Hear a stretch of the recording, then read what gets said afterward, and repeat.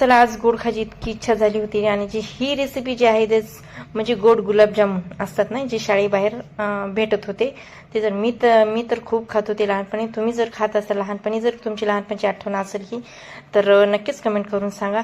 आणि आज खूप खायची इच्छा झाली होती, खूप आठवण आली होती या गोड गुलाबजामुनची. आता परफेक्ट तर बनणार नाही, पण मी ट्राय करील, प्रयत्न करील तसा बनवण्याचा, आणि टेस्ट तर तशीच येईल. पण बघूया, चला रेसिपीला सुरुवात करूया. तर अशा पद्धतीने ही आहे रेसिपी. तर हाय मैत्रिणींनो, मी आहे नीता घोंगडे. तर आजच्या शॉर्ट रेसिपी व्हिडिओमध्ये मी तुमचं अगदी मनापासून स्वागत करते. आणि आजची रेसिपी जी आहे ती खूप छान आहे आणि तुम्हाला नक्कीच आवडेल. लहान मोठ्यांना सगळ्यांना ही रेसिपी आवडती. आणि गुलाबजामुन म्हणल्यावर तर कोणाला आवडणार नाही का. तर मुलांना खायला द्या मधल्या सुट्टीमध्ये, किंवा आता हे आपल्याला जे गुलाबजामुन आहेत ना, हे स्टोर पण करून ठेवू शकतो. तर चला, जास्त बडबड न करता आपण आपल्या रेसिपीला सुरुवात करूया. आणि मला तर रेसिपी करायची म्हणजे की अशी तोंडाला पाणी सुटले ना माझ्या, याच वाटते कधी कधी आणि मी कधी जर गावाकडे गेले ना, तर हमकाची बघा छोटीशी किराणा, जसं मोठ्या दुकानावर भेटत नाही, छोटंसं किराणा असतं ना गावाकडे कुठं असं, तर कॉलनीमध्ये एखादं दुकान असतं ना, तर त्याच्यावर रेसिपी म्हणजे गुलाबजामुन भेटतात. तर चला रेसिपीला सुरुवात करूया.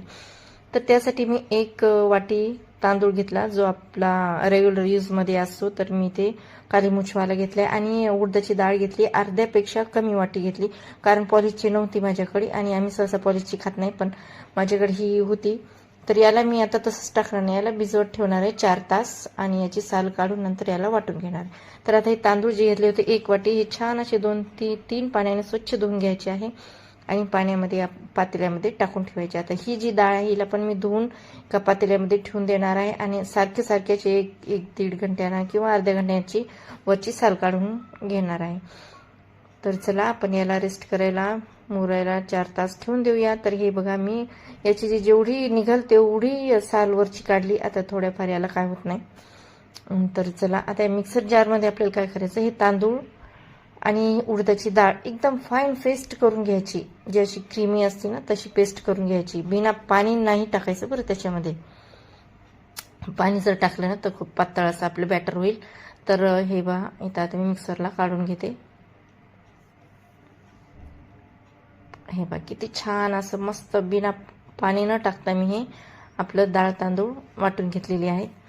तर चला, आपल्या पुढच्या प्रोसिजरला सुरुवात करूया. तर आता या पातेल्यामध्ये आपण हे बॅटर जे आहे ते टाकून घ्यायचं आहे.